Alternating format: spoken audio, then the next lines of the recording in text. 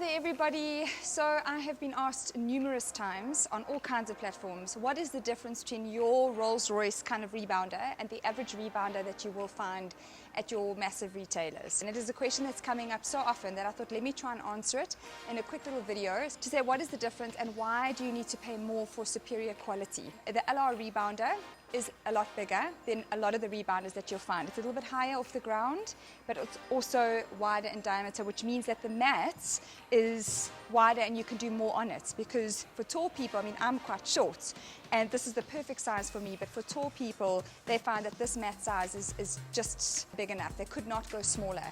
Whereas this mat is the circumference, diameter is a lot smaller.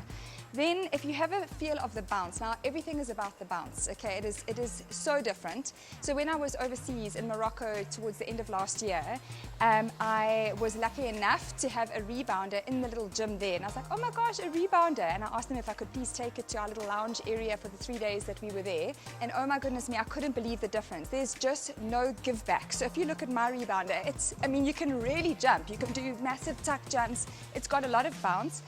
And that's because the mat quality is really high, and also the length of the springs. The springs are really, really strong. They're made in a very specific way, and they're a lot longer.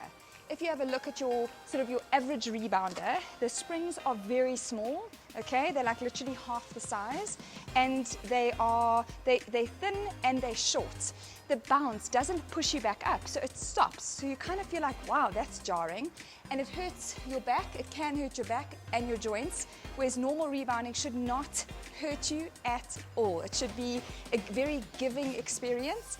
It should be something that absorbs your body weight. It's a non-impact exercise, which makes it so amazing for those people that suffer from any type of injury, post-pregnancy, etc. So this one is jarring. You feel like you're stopping halfway through a bounce.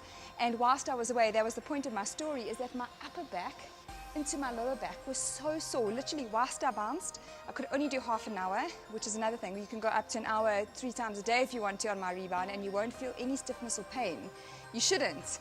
Whereas on this rebound, I felt it so jarring. I had a sore back for 2 days, and I just thought this is a horrible experience for people that are doing my workouts using their own rebounders that they've got out the garage, and now they're having this like jarring experience, which is just not good for you. I mean, it just doesn't feel nice. More than anything, the bounce on mine is completely superior. So it's of a very high quality. It's bigger, it's higher, wider, the springs are bigger, fatter, stronger, they're going to last longer. Ours comes obviously with a 6-month guarantee. So the LR rebounder can also fold literally by just pulling the flaps like this. Okay, turning your rebounder over, making sure that the hinges are on the left and the right hand side of you, because you're folding it in half and you need to pull the rebounder towards you. So you're standing on the opposite side of the frame, grabbing your 2 legs that are opposite from you, and you literally are just doing that, okay? And then the feet, you just flatten them like this, and then you fold your rebounder in half, okay? Whereas a lot of the other rebounders that you buy on the market, they can't fold, so they're not portable. This one, you can fold it in half, pop it in your boot, and if you can, buy the carrier bag that we also have available, and it makes transporting your rebounder super easy and less laborious. So now, I'm going to show you the bounce on this rebounder here. It just, can you see? It's like it doesn't let me bounce back up. It's jarring. It's just a little bit better than jumping on the floor. So I feel like to do my, I just feel it right here in the middle of my back, to try and get nice big movements, big jumping squats. It just doesn't push you back. So for me, it doesn't feel like rebounding. I know that not everybody can afford the Rolls-Royce rebounder. It is an investment. So it is something that will last. If you buy cheap, you buy twice. So this one might not last you more than 6 months, especially if you're doing an hour a day of rebounding. Whereas this rebounder should last you. I mean, I've had my very first rebounder made in the same factory for 9 years. So it'll last. So all I'm saying is rather spend the money, invest in your health, buy the right equipment. It'll last you longer. You'll have a better experience, less chance of injury and risk, and it's portable, foldable. How amazing.